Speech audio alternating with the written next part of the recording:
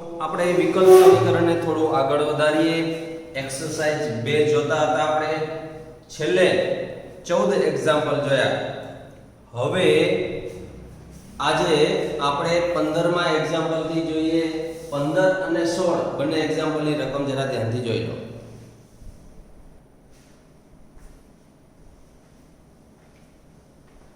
આગળના બિલકુલ એક્ઝામ્પલની જેમ જ જરા ધ્યાનથી જુઓ તો આ એક વિધેય આપેલું છે. આ વિધેય એ આ વિકલ્પ સમીકરણનો ઉકેલ છે તેમ ચકાસો. એ જ પ્રમાણે અહીંયા આ વિધેય આ વિકલ્પ સમીકરણનો ઉકેલ છે તેમ ચકાસો. અને આગળના 14 દાખલા પણ આવા જ હતા. હવે એની રીત આપણે ભણી ગયા છીએ. વન બાય વન હું તમને ગણતરી કરાવતો જાઉં છું મિત્રો. જો આ વિધેય છે y e⁻x, આ આપેલું વિધેય છે, એને હું પરિણામ નંબર 1 આપી દઉં છું. હવે આ e⁻x અને છેદમાં લઈ જાઓ એટલે y e⁻x. આપણને વિકલન કરવામાં સરળતા રહે એટલા માટે e⁻x ને હું ડાબી બાજુ લઈ ગયો. હવે ગુણાકારના નિયમ મુજબ આ પહેલું અને બીજું બેના ગુણાકારના નિયમ મુજબ આપણે x સાપેક્ષ વિકલન કરીએ તો x સાપેક્ષ વિકલન કરતા પહેલું અચળ, બીજાનું વિકલન પ્લસ બીજું અચળ, પહેલાનું વિકલન બરાબર cos નું માઈનસ sin x અને sin નું cos x. ચલો હવે આ મળી ગયા પછી આપણે ફરીથી વિકલન કરીએ તો ફરીથી x સાપેક્ષ વિકલન કરતા હવે ફરીથી વિકલન કરવું હોય તો મિત્રો જુઓ અહીંયા પણ બે પદનો ગુણાકાર, અહીંયા પણ બે પદનો ગુણાકાર. તો આ પદનું વિકલન ગુણાકારના નિયમથી એટલે માઈનસ એમને આ પહેલું અચળ, પહેલું પદ અચળ, બીજાનું વિકલન પ્લસ બીજું અચળ, પહેલાનું વિકલન આવું થયું પ્લસ અહીંયા પહેલું અચળ, બીજાનું વિકલન પ્લસ બીજું અચળ ઇન્ટુ પહેલાનું વિકલન e⁻x ને માઈનસ નું આગળ માઈનસ લઈ લઉં છું ઇઝ ઇક્વલ ટુ આ માઈનસ sin નું cos, cos નું માઈનસ sin એટલે માઈનસ sin x. હવે આમાં જુઓ આ minus minus plus y into હવે બીજી વસ્તુ કે આની અંદર જો e⁻x e⁻x આમાં પણ છે, આમાં પણ છે, બધામાંથી કોમન લઈ લઉં છું e⁻x કોમન. આ માઈનસ માઈનસ પ્લસ y થઈ ગયું માઈનસ ને અંદર મૂકી દઉં છું માઈનસ dy/dx થશે કારણ કે e⁻x કોમન લીધું છે પ્લસ d2y/dx2 એમને અને આ માઈનસ આ કોમન લીધું છે એટલે dy/dx આવું થયું. આમાંથી માઈનસ કોમન લઈ લઉં છું a cos x minus b sin x આવું થયું. હવે મિત્રો આમાં આની કિંમત મૂકી દો પરિણામ 1 પરથી આને પરિણામ 1 આને નંબર આપી દો. આ બંને એક જ છે. હવે આના બરાબર આ y તો આ માઈનસ નો એમનેમ છે y ઇન્ટુ e⁻x આ એમનેમ છે e⁻x. હવે બંને બાજુ e⁻x ઉડી જશે એટલે આપણી પાસે ફક્ત વધશે આનું આ જ. હવે તેથી જો હવે આનું આ પદ હું લખું છું, આ પદ લખું છું પહેલા d2y/dx2 પછી આ 1 અને 1 2 એટલે -2 ટાઈમ્સ dy/dx અને આ માઈનસ y જમણી ડાબી બાજુ લઈ આવો ને fy હતા એટલે 2y = 0 આવું વિકલ સમીકરણ બન્યું. જોઈ લો, ચેક કરી લો. આ એ જ છે જે માગેલ વિકલ સમીકરણ છે. તો આ આપણો જવાબ થયો મિત્રો. એકદમ સિમ્પલ સાદું વિકલન છે. જરા ધ્યાનથી જોઈ લો. આ બીજો એક્ઝામ્પલ પણ એવો જ છે. એ પણ હું તમને અહીંયા બતાવી દઉં છું મિત્રો. જો રીત એની જ છે. y બરાબર x sin 3x એમને. હવે આને પરિણામ નંબર 1 આપી દઈએ. x સાપેક્ષ વિકલન કરીએ છીએ. x સાપેક્ષ વિકલન કરો એટલે અહીંયા મળશે dy/dx બરાબર અહીંયા ગુણાકારનો નિયમ, પહેલું અચળ ઇન્ટુ sin નું cos 3x નું 3 પ્લસ બીજું અચળ sin 3x અચળ એનું 1. તો હવે આપણે આવું લાવવું છે. ફરીથી વિકલન કરો તો ફરીથી x સાપેક્ષ વિકલન કરતા ફરીથી x સાપેક્ષ વિકલન કરીએ તો આનું થશે d2y/dx2. હવે આ 3 એમનેમ, આ પહેલું અચળ, આ cos નું માઈનસ sin ઇન્ટુ 3 એટલે થોડું દૂર લખું માઈનસ sin 3x આવું થયું. પહેલું અચળ, બીજાનું વિકલન વત્તા બીજું અચળ, પહેલાનું વિકલન 3 એટલે આ 3 થયું પ્લસ sin નું cos 3x into 3 આવું થયું. હવે આનો આપણે ગુણાકાર કરીએ તો જુઓ 3 ગુણ્યા 3 એટલે minus 9x sin 3x plus 3 ને 3 6 cos 3x અને 3 cos 3x તો છે જ. હવે આ અને આ 6 અને 3 9 થયા. તો આ બાજુ 3 ને 3 6 આપણે જોઈએ છે 6 cos 3x થઈ ગયું.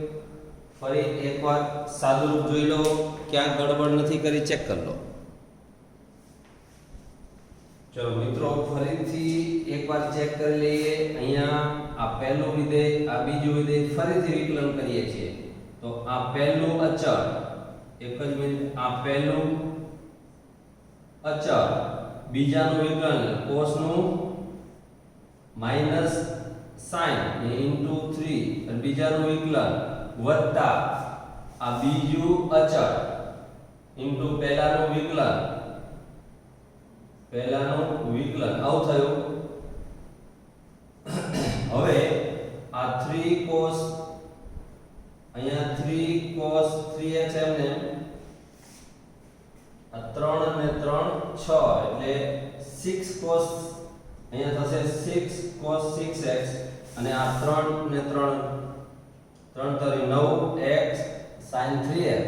તો x sin 3x એની હવે કિંમત મૂકી દઈએ. આટલાની કિંમત મૂકી દો પરિણામ 1 માંથી, એટલે આ થશે -9y પ્લસ 6 cos 3x. તો આ બંને પદને કારણ પરિણામ 1 માંથી કિંમત મૂકતા હવે તેથી આપણને પરિણામ મળે છે, ડાબી બાજુ પદ લઈ લો એટલે +9y - 6 cos 3x = 0. આ વિકલ સમીકરણ છે, જોઈ લો આમ જે માગેલ વિકલ સમીકરણ છે.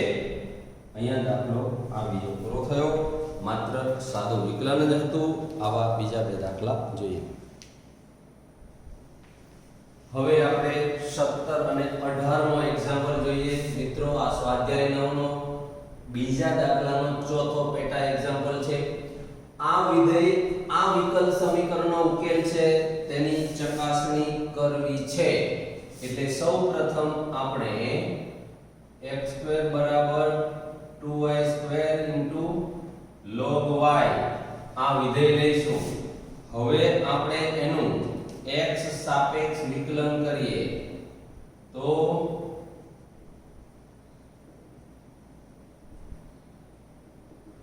x² નું વિકલન થશે 2x અને આનું થશે આ 2 mm લેવા દઈએ. હવે આપણે ગુણાકારનો નિયમ, પહેલું અચળ y² અચળ log y નું 1/y dy by dx plus બીજું log y અચળ ઇન્ટુ y² નું 2y આવું વિકલન થયું. હવે બંને બાજુ આ 2 ગયા, ઉડી ગયા. એટલે હવે આપણે બંને તરફ y વડે ગુણી દઈએ. ચલો x y, હવે y વડે ગુણવાનો મને વિચાર એટલા માટે આવ્યો કે આપણે અહીંયા x y જોઈએ છે, આવું સાબિત કરવું છે. એટલે બંને બાજુ y વડે ગુણતા આને y વડે ગુણો એટલે y² dy by dx y ઉડી ગયા, એક y હતો ને એક y વડે ગુણ્યા વત્તા 2y² y વડે ગુણ્યા એટલે ઇન્ટુ log y. અહીંયા કારણ આપી દઈએ કે બંને બાજુ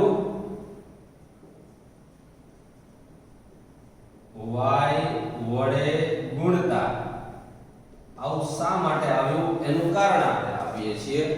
હવે અહીંયા 2y² log y બરાબર x² છે તો આની જગ્યાએ કિંમત મૂકી દો પરિણામ 1 માંથી. તો આ થયું xy y² dy by dx એમને પ્લસ x² કારણ પરિણામ 1 પરથી. હવે આપણે સાબિત કરવાનું છે. અચ્છા, હવે અહીંયા આપણે ગડબડ કરી થોડી. પહેલું અચળ બીજાનું વિકલન વત્તા બીજું અચળ પહેલાનું વિકલન, એમાં 2y dy by dx આવે છે. 2y dy by dx અને આ થયું 2y² અહીંયા dy by dx આવશે અને dy by dx. હવે આ બંનેમાંથી dy by dx કોમન કાઢો એટલે into bracket x² y² dy by dx. xy બરાબર આ બધા જ પદને જમણી બાજુ લઈ જાઓ એટલે x² y² dy by dx minus x y equal to 0. આ થયું જે આપેલ વિકલ સમીકરણ છે. અહીંયા રકમમાં જે વિકલ સમીકરણ સાબિત કરવાનું હતું આપ્યું હતું કે આ સાબિત કરો, એ આવી ગયું. તો હવે આપણે આગળ જોઈએ આ એક્ઝામ્પલ. જરા ધ્યાનથી જોજો, આનો આન્સર જોઈ લો. પહેલા રકમને ધ્યાનથી સમજો કે સાબિત કરો પ્રચલ c માટે વિકલ સમીકરણ, એટલે આ વિકલ સમીકરણ છે અને એનો ઉકેલ આ છે. એનો મતલબ કે આનો વિકલ સમીકરણ રચો, આ મળી જાય તો સાબિત થઈ ગયું. તો હવે આપણે એ એક્ઝામ્પલ ગણવાનો પ્રયત્ન કરીએ. જોજો, સૌપ્રથમ આપણે આ વિધેય લઈએ x² y² બરાબર c x² y² whole square. હવે આપણે શું કરીશું મિત્રો, વિકલન કરી દઈએ, x સાપેક્ષ વિકલન કરીએ. તો અહીંયા લખું છું x સાપેક્ષ વિકલન કરતા. હવે આનું વિકલન કરું તો x² નું 2x y² નું 2y dy by dx બરાબર c એમને, અને આ પહેલા ઘાતનું એટલે 2 બ્રેકેટ x² y² ઘાત આગળ બાદ ઇન્ટુ બ્રેકેટ. ચલો પહેલા ઘાતનું થયું, આ બે પદ છે, ઉપરના પડનું વિકલન થયું, અંદરનું બાકી, અંદરનું થયું 2x 2y dy by dx આવું થયું આમાંથી સાદુરૂપ આપો એટલે 2 common x y dy by dx આવું થયું is equal to 2cm ને અને આમાંથી પણ 2 કોમન કાઢી લો x y dy by dx આવું થયું હવે આમાંથી આ 2 ઉડી જશે એક 2 અને એક 2 ઉડી ગયા તો બાકી રહેશે એમાંથી c ને કરતા બનાવી દઈએ તો હવે આમાંથી આ c ને કરતા બનાવો તો આના પરથી આ બાજુ લખું છું c = આ x y dy by dx છેદમાં આ c ને કરતા બનાવ્યો એટલે આમાં રહેશે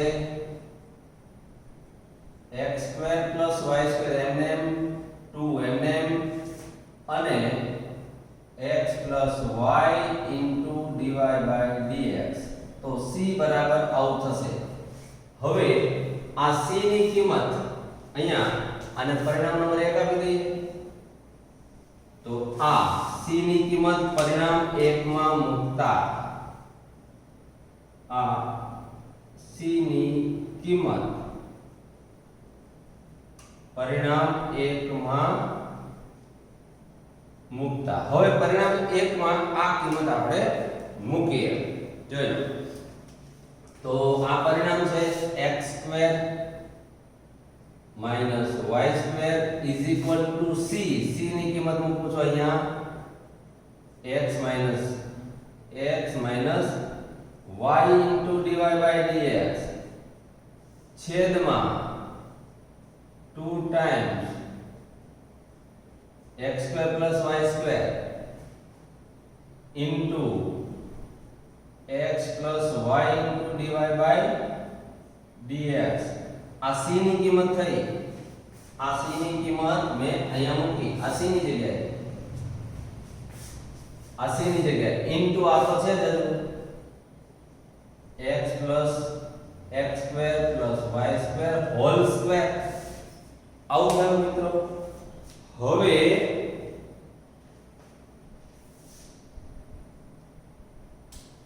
જો આમાં આ x² + y² તો ઉડી જશે બાકી રહેશે a એનું આપણે સાદું રૂપ આપી દઈએ તો આ પદને આની સાથે ગુણી દો એટલે શું આવશે આ x² - y² into આ 2 તો છે તો 2 ને આગળ લઈ લઉં છું x + y dy by dx આવું થયું is equal to x - y dy by dx અને x² + y² જો મિત્રો આટલું સાદું રૂપ ફરી એક વખત નજર ફેરવી જાઓ માત્ર સાદું વિકલન કર્યું અને c ની કિંમત મૂકી છે બીજું કશું નથી કર્યું એકવાર નજર ફેરવી જાઓ ફરી આગળનું સાદું રૂપ સમજો ચાલો આગળનું સ્ટેપ હવે જુઓ ધ્યાનથી જોજો હવે હું સાદું રૂપ આપું છું આ 2x² એમને 2x² into bracket x + y dy by dx એમને -2y² હું બધાને ગુણી દઉં 2y² into bracket x + y dy by dx એમને એવી રીતે આને આ x² into x - y dy by dx plus y² into x - y dy by dx આ મેં કૌંસ છોડ્યા એટલે આ કૌંસને પહેલા x² વડે ગુણ્યા પછી y² વડે એવી જ રીતે આ કૌંસને પહેલા x² વડે પછી y² વડે ગુણ્યા તો હવે આ બધાનું સાદુરૂપ હું આપું છું, જરા ધ્યાનથી જોજો. આનો અને આનો ગુણાકાર શું થયો? 2x³ જોતા જજો, બતાવતો જાઉં છું. આનો અને આનો ગુણાકાર કર્યો. હવે આનો અને આનો ગુણાકાર કરો. શું આવશે? -2xy² થયું.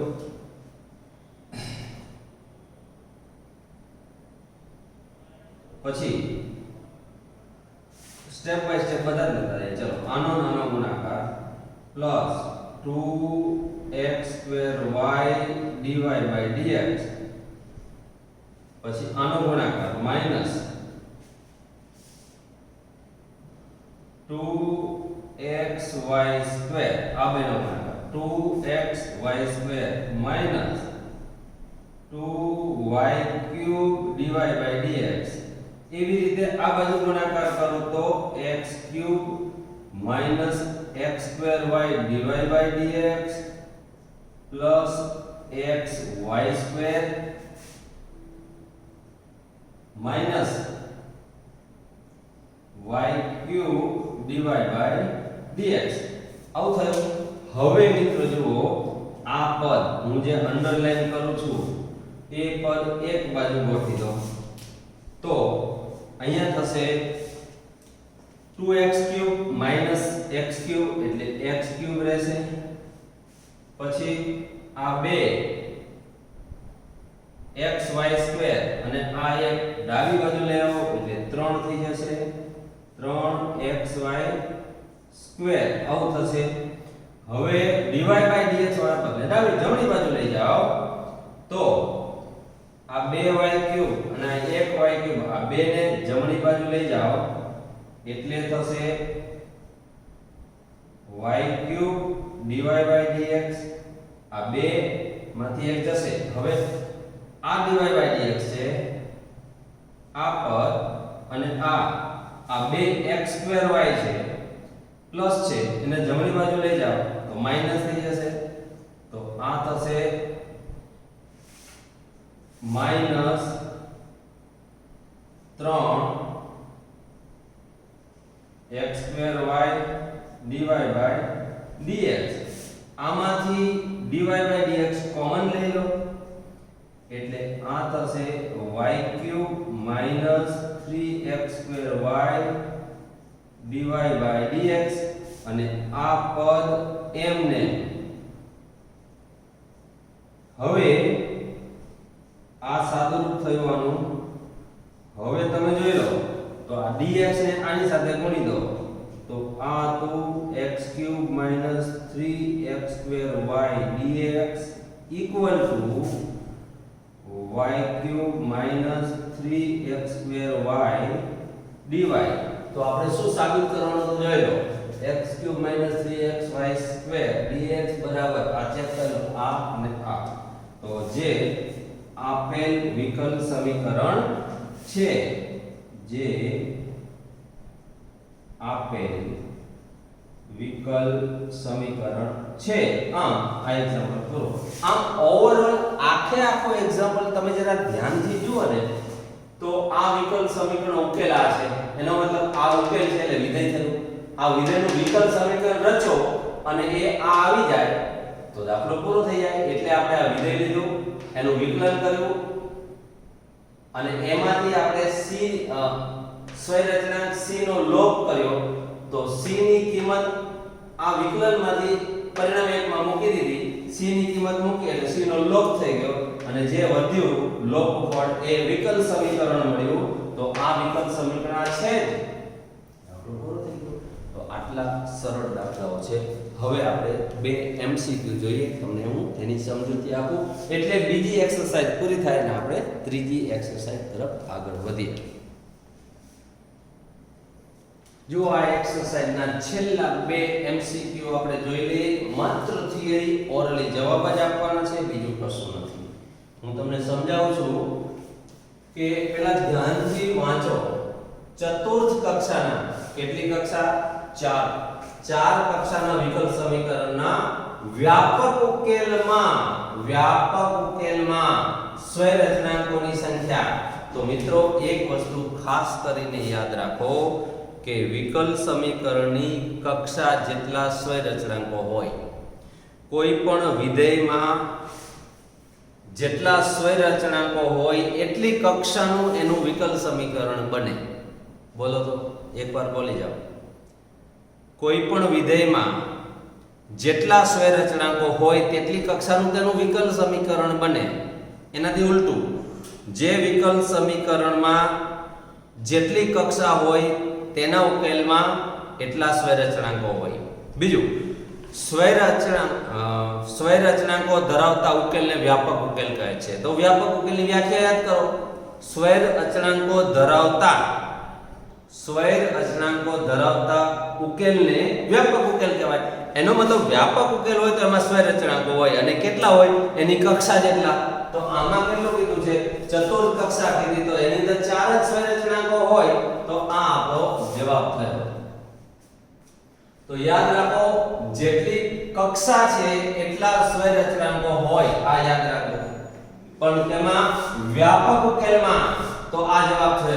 હવે બીજી વસ્તુ, આ વ્યાપકની જગ્યાએ જો વિશિષ્ટ પૂછ્યું હોય તો યાદ રાખો, વિશિષ્ટ ઉકેલ જો અહીંયા પૂછ્યું હોય તો એનો જવાબ 0 આવશે. શા માટે? તો વિશિષ્ટ ઉકેલની વ્યાખ્યા યાદ કરો. વિશિષ્ટ ઉકેલની વ્યાખ્યા યાદ કરો. વિશિષ્ટ ઉકેલ કોને કહેવાય? કે વ્યાપક ઉકેલમાં આવતા સ્વર અચળાંકોને કોઈ આપેલ શરત અનુસાર નિશ્ચિત કિંમત આપવામાં આવે અને વ્યાપક ઉકેલ જે સ્વરૂપ ધારણ કરે તેને વિશિષ્ટ ઉકેલ કહે છે. એનો મતલબ કે સ્વર અચળાંકોની કિંમત મૂકી દીધા બાદ જે ઉકેલ મળે, જો સ્વર અચળાંકોની કિંમત મૂકી દો તો સ્વર અચળાંકો રહે જ નહીં, એટલે સ્વર અચળાંકોની સંખ્યા 0 થઈ જાય. એટલે જો વિશિષ્ટ શબ્દ હોય તો યાદ રાખો, એમાં સ્વર અચળાંકો ના હોય, સ્વર અચળાંકોનું મૂલ્ય 0 થઈ જાય. જો વિશિષ્ટ હોય તો સ્વર અચળાંકો 0 જવાબ આવે, અને વ્યાપક હોય તો એની કક્ષા જેટલા સ્વર અચળાંકો હોય. હવે 20 માનો જવાબ તમે જાતે આપી દો. તૃતીય કક્ષા એટલે કક્ષા કેટલી? 3 ના વિકલ સમીકરણમાં વિશિષ્ટ ઉકેલમાં સ્વર અચળાંકો, તો વિશિષ્ટ ઉકેલમાં સ્વર અચળાંકો વિશિષ્ટ પૂછ્યું છે, સ્વર અચળાંકો 0 જવાબ. હવે જો આ વિશિષ્ટની જગ્યાએ તમને વ્યાપક શબ્દ લખ્યો હોય તો એની કક્ષા કેટલી છે? 3, તો જવાબ 3 આવત. યાદ રાખો, વ્યાપક હોય શબ્દ તો જવાબ 3, વિશિષ્ટ હોય તો 0.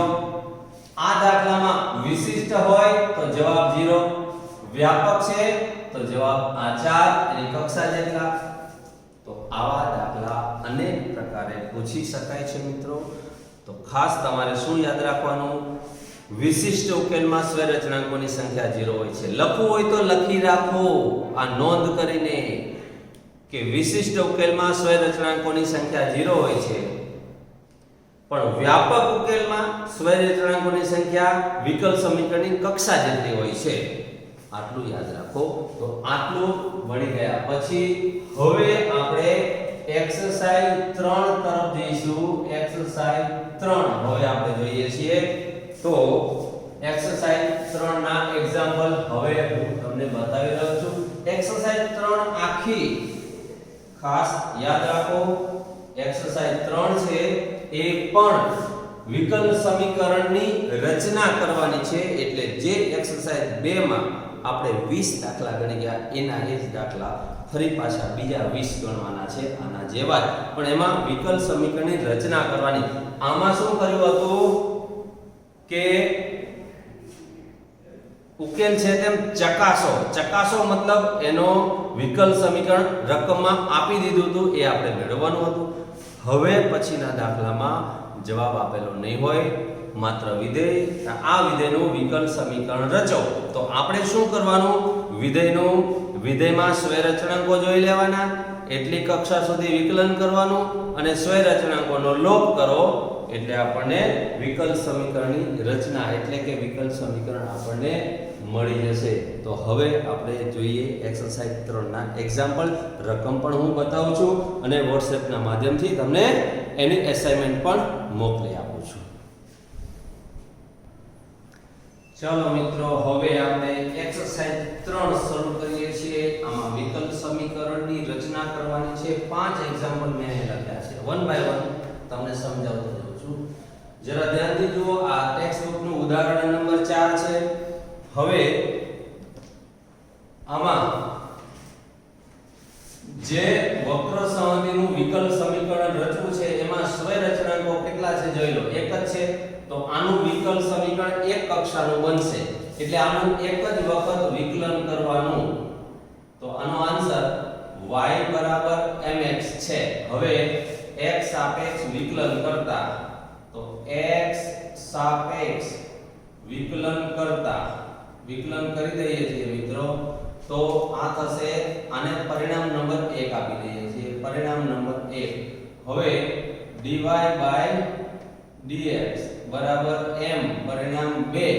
1 અને 2 પરથી આ m ની કિંમત પરિણામ 1 માં મૂકતા આ કિંમત પરિણામ 1 માં મૂકતા, એટલે કે m નો લોપ કરતા પરિણામ 1 એટલે y equal to m ની કિંમત dy dx into x, એટલે આપણને મળ્યું x into dy dx minus y is equal to 0. જે માગેલ વિકલ સમીકરણ છે, આ વિકલ સમીકરણની રચના થઈ ગઈ. હવે આ ટેક્સ્ટ બુકનું ઉદાહરણ 5, આપણી એક્સરસાઇઝનો બીજો દાખલો. આ વિધેય આપેલું છે a sin x b. આમાં સંરચનાંકો કેટલા? 2, એટલે 2 વખત વિકલન કરવું પડે. પહેલી વખત આનું વિકલન કરું છું, અહીંયા લખવાનું x સાપેક્ષ વિકલન કરતા a sin નું cos x b. હવે ફરીથી વિકલન કરતા ફરીથી x સાપેક્ષ વિકલન કરતા, હવે આનું વિકલન કરું તો આ થશે d2y/dx2 is equal to cos નું minus sin x b, x નું 1. હવે આ જો આની કિંમત પરિણામ 1 માંથી મૂકો. પરિણામ 1 ક્યાં ગયો? આવ્યું. ચલો એની કિંમત મૂકો તો is equal to minus y.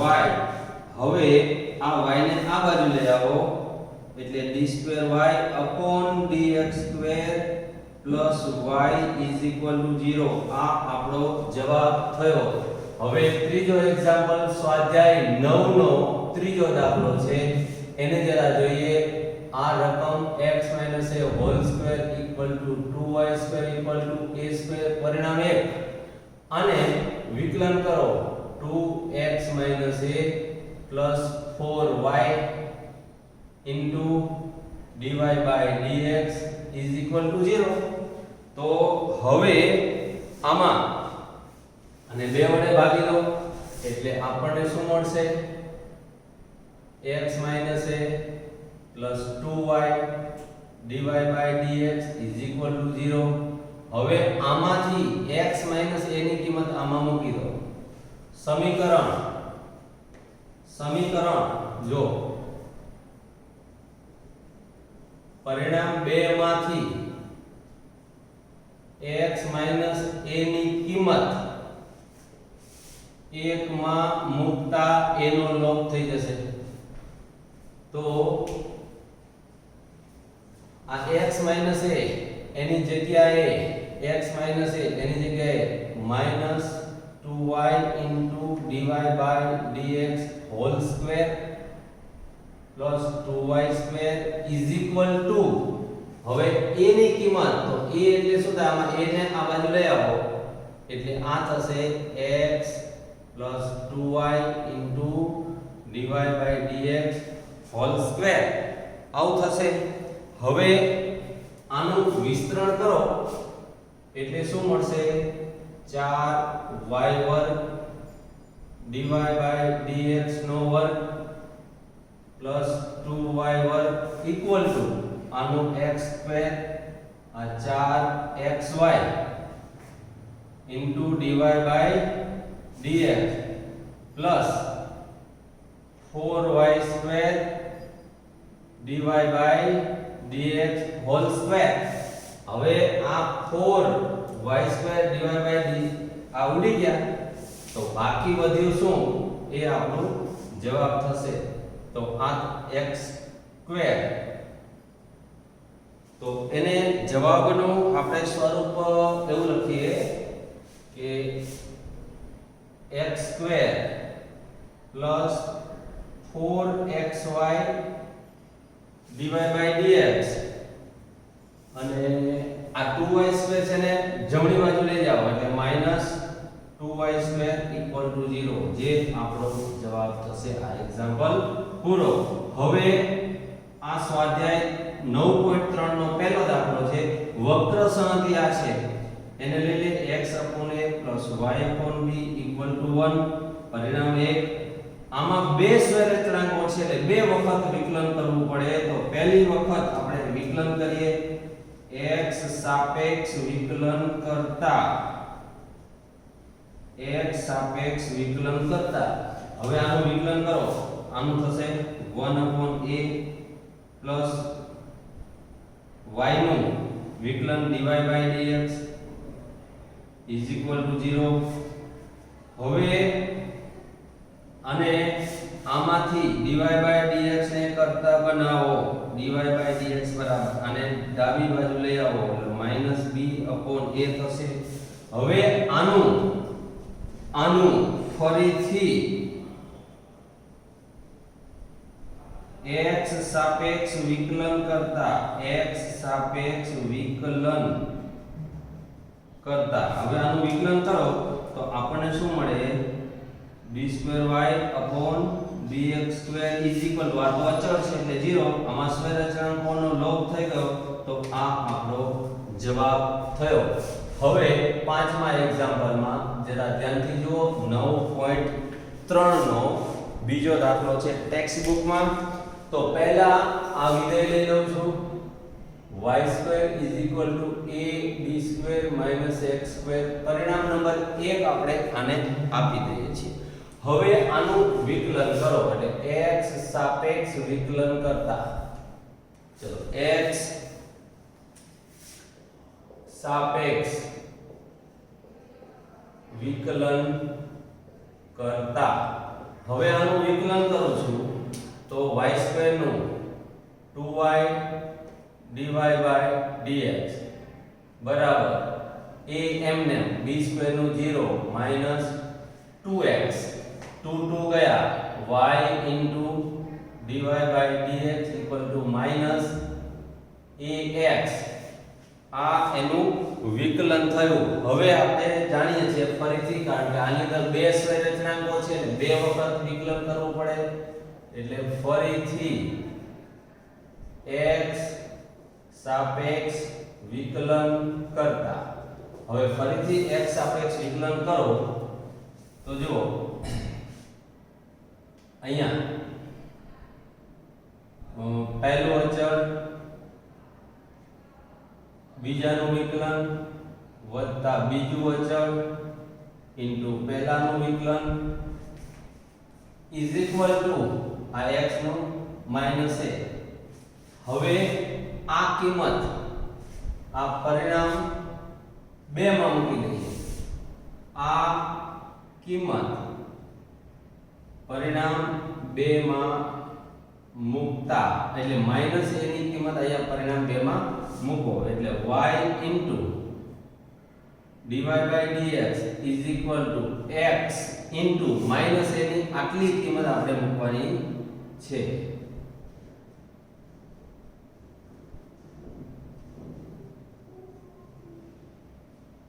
આ કિંમત મૂકી. હવે આનું સાદુરૂપ આપો એટલે x into y d2y/dx² plus આ પદ x into dy by dx whole square minus y into dy by dx is equal to 0. આમાં જો સ્વૈરચનાંક a અને b બંનેનો લોપ થઈ ગયો છે માટે આ છે એ આપણો જવાબ થશે. તો મિત્રો આની અંદર તમારે એ જોવાનું રહે છે કે જે વિધેયનું વિકલ સમીકરણ રચવું હોય એ વિધેયમાં સ્વયરચનાંકો કેટલા છે? એક છે તો એક વખત વિકલન કરો અને સ્વયરચનાંકોનો લોપ કરો. જો બે હોય તો બે વખત વિકલન કરો અને સ્વયરચનાંકોનો લોપ કરો. લોપ કરતા સ્વયરચનાંકો નીકળી ગયા બાદ, લોપ થઈ ગયા બાદ જે લોપ ફળ વધે એ આપણું વિકલ સમીકરણ. જવાબ સિમ્પલ વસ્તુ છે કે વિધેયનું જેટલા સ્વયરચનાંકો હોય એટલી વખત વિકલન કરી અને સ્વયરચનાંકોને દૂર કરી દો, જે વધે તે તમારો જવાબ. તો આમ આજે આપણે 5 એક્ઝામ્પલ જોયા. હવે પછી લેક્ચર નંબર 4 માં બાકી રહેલા 15 એક્ઝામ્પલ વિકલ સમીકરણની રચના કરો એ જોઈશું. એટલે આપણે ત્રીજી એક્સરસાઇઝ પૂરી થાય. ત્યાર પછી ચોથી એક્સરસાઇઝ થી આપણે વિકલ સમીકરણને ઉકેલવાની અલગ અલગ પ્રકારની રીતો જોવાની છે, જેમાં વિયોજનીય ચલ પ્રકારની વિકલ સમીકરણને ઉકેલ શોધવાની રીત, સમપરિમાણ વિકલ સમીકરણને ઉકેલવાની રીત, સુરેખ વિકલ સમીકરણને ઉકેલવાની રીત, અને ત્યાર બધું પૂરું થઈ જાય એટલે બધાનો ઉપયોગ થાય એવા આપણે કુટ પ્રશ્નો જોઈશું. ત્યારે આપણું આ ચેપ્ટર પૂરું થશે. મિત્રો એકદમ સરળ એક્ઝામ આખું ચેપ્ટર છે, સરળ દાખલા છે, સાદા વિકલન